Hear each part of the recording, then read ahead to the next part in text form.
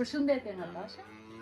Sot jemi së bashku në kuadër të mbështetjes teknike që ofrohet në ferma nga qendra e agrobiznesit Haba, e cila mbështetet nga Fedinvest, një institucion mikrofinancimi që ju e njihni, dhe do të trajtojmë një nga çështjet që përbën problem për disa ferma.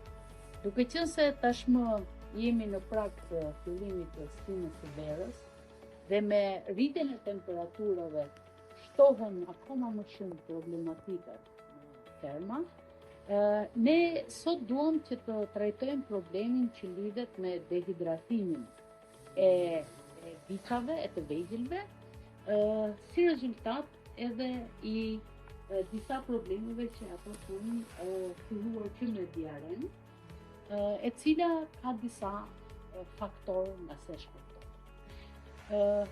Mundet diareja të jetë si rezultat i papastërtisë në ambientet e qëndrimit të biçave, si rezultat ngrihet niveli i mikroorganizmave, mundet të vijë si rezultat i ushqimit që japin biçave, që mund të jetë një ushqim i njëanshëm, ndryshimi shumë i shpejt i racionit ushqimor, mbingopja me një ushqim të caktuar, etj. Pra, këto janë faktorët kryesorë të cilët bëjnë që biçet të ketë diare.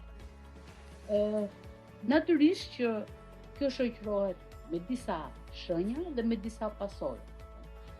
Ku shenjat kryesore janë parehatia, viçi nuk ndihet rehat, pra krahas faktit që ti shikon diare, por viçi nuk ndihet rehat, bën pra lëvizje jo të rregullta, ka një futje brenda të syrit, edhe qimja e viçit nuk është e pra, ti dallon këto shenja anësore, shenjën kryesore që është diarea vetë dhe këto shenjat anësore. Nëse është një diare ti sapo e ke dalluar, atëherë mund të merren disa masa në kushtet të shtëpisë pa e thërritur akoma doktor Ladin, që vjen edhe ju kuron këtu në fermë për problemet e sëmundjeve.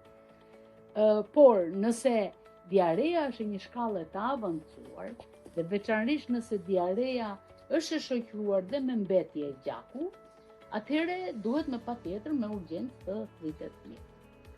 Pra, kryesisht doktor Ladin keni juve. Shumë mirë. Dhe në rastin kur kemi një fillesë të diares, dhe diareja është e lehtë, natyrisht të gjithë proceset e diares shoqërohen në një tharje ose kafshës së vogël ose biçit. Dhe në këtë rast, pra nëse jemi në fillesa, ndoshta mundet që të bëni përpjekjet e para për ta hidratuar, pra për ta sjellë në gjendjen e duhur. Dhe ne pikërisht këtë do të demonstrojmë sot se si mund të përgatitet një elektrolit në kushtet e shtëpisë për të aktivizuar situatën e biçeve. Është shumë e domosdoshme që biçi të jetë i rritur në fermë të jetë i shëndetshëm, cili do që të jetë qëllimi për të cilin ju e rrisni, qoftë për shitje për mish, ashtu apo qoftë për remontin e tufës, pra për zëvendësimin e tufës kur kemi biça femra, sepse vetëm një biç i shëndetshëm do mundet që të kthehet në një mushqer dhe një lopë të suksesshme, dhe vetëm një biç i shëndetshëm mashkull do mundet që të realizoj shtesën e peshës dhe dinamikën e rritjes, ashtu siç e duam ne në ekonomikisht. Kështu që prandaj kësaj shenje, natyrisht që këto mund të kenë probleme të ndryshme, siç janë për shembull probleme me frymarrjen e tjerë, por ne do të fokusohemi sot, pra siç tham, tek problemet e diares. Kështu që këtë në kushtet e shtëpisë, si një hap ose si një masë paraprake, ju mund ta realizoni vetë. Është fare e thjeshtë. Unë kam marrë këtu një shishe e cila përdoret për ushqimin e biçave, neve do demonstrojmë se si mund përgatitet një njësi, pra 1 litër, në fakt një viçi në varësi dhe nga mosha dhe pesha, mund t'i jepet në një ditë 2 deri në 3, rreth 3 litra elektrolit, i cili duhet ndarë në 2-3 vakte, por pa i ndërprer dhe qumshtin. Nuk do t'i paksohet, po jo t'ja heqësh fare qumshtin. Pra, do të përdoren 3 litra në ditë, mesatarisht 3 litra në ditë, të ndara në 2-3 vakte, 3 vakte, mund të themi, por do t'i jepet edhe qumshti. Jo sasia e zakonshme, sepse ti i ke dhënë lëng edhe elektrolitin, por do të vazhdoj t'i jepet pjesa tjetër e qumshtit, e cila i duhet ofruar viçit 2 deri në 3 orë mbasi i ke ofruar elektrolitin. Pra, shumë mirë. Pra, i ofron 1 litër elektrolit, do presër 2-3 orë, vazhdon me qumësht. Pastaj, në drek, po themi, i ofron 1 litër tjetër elektrolit, do presër 2-3 orë, do i ofrosh qumështin dhe kështu edhe vaktin e tretë. Është e qartë deri këtu? Atëre, përgatitja e elektrolitit është shumë e thjeshtë. Është pra zëvendësim i lëngjeve që përdoret për zëvendësimin e lëngjeve që ai humbet. Marrim 1 litër ujë, i cili duhet jetë pra siç është ky, është i ngrohtë, i vapët, dhe në këtë 1 litër ujë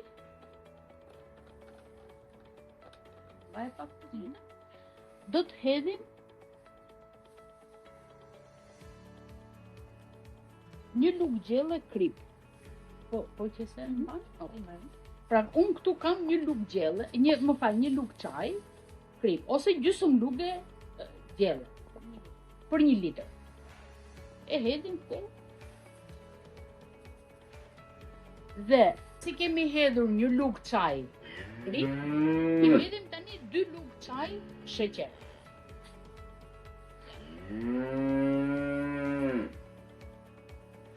Pra, përzierja është 1 litër ujë i vagët, 1 lugë çaj krip dhe 2 lugë çaj sheqer. Dhe shumë pak një kapje me sodë buke. Sodë e zakonshme buke. Atëre, kjo përmbajtje, duke qenë se dhe ujë është i ngrohtë, tundet trazohet disa herë, dhe është pirja e parë që i ofrohet viçit.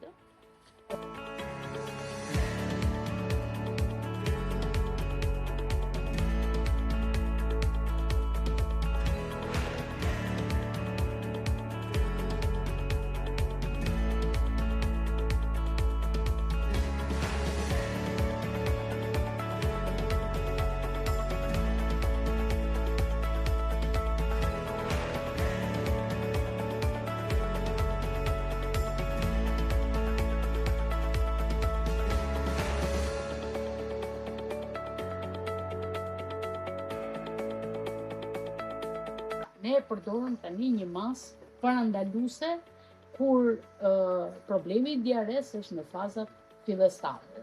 Por nëse ai vazhdon, natyrisht ju duhet t'i adresoni në sa ditë. Po ti mund të vazhdoj 2-3 ditë me këtë, ajsa ti shikon që situata është po vjen drejt përmirësimit. Nëse që ditën e parë nuk ka përmirësim, por ka përkeqësime, diareja dhe lëngshme, pastaj fillen dhe copa gjaku, atëherë duhet patjetër ti adresohesh vetëm. Por ajo që dua të theksoj tjetër është shumë e rëndësishme që gjithmonë të përdorni për pirje, të përdorni shishet me beberon, kur janë gjatë e vegjël, dhe njëkohësisht kovat me beberon, të cilat mundësojnë një higienë më të mirë, një ushqim më të mirë, më të kontrolluar për viçin, sepse ka raste pra siç e tham, diarea mund ndodhi edhe nga mbi ushqyerja e viçit. Dhe njëkohësisht pirja me beberon, jo direkt nga lopa, mbron edhe mëmën për të mos dëmtuar fisat. Edhe i kontrollon sa tjetër. Me sasin pra, po. Gjithashtu, është shumë e rëndësishme që ambientet e stallës të jenë të ventiluara, të fresta, ja siç kemi për shembull rasti këtu, ose njëkohësisht duhet të jenë të thata, pa ngarkesa mikrobike, sepse ato janë vazhdimisht shkaktar të ngarkesave bakteriale, të cilat bëjnë pastaj të mundur edhe shfaqjen e diares. Një nga arsyet pra për të cilët mund të shfaqet diare. Tani, kjo ishte pak a shumë pra një mënyrë shumë e thjeshtë që ne demonstruam për përdorimin e elektrolitit në kushte emergjence të shpejta të shtëpisë, kur situata nuk është shumë e rënduar, dhe këtë do keni mundësi ta shikoni njëkohësisht edhe në faqen e ABA Online, ku mund ta ndiqni pra si një video edhe me instruksionin në atë faqe. Faleminderit juve.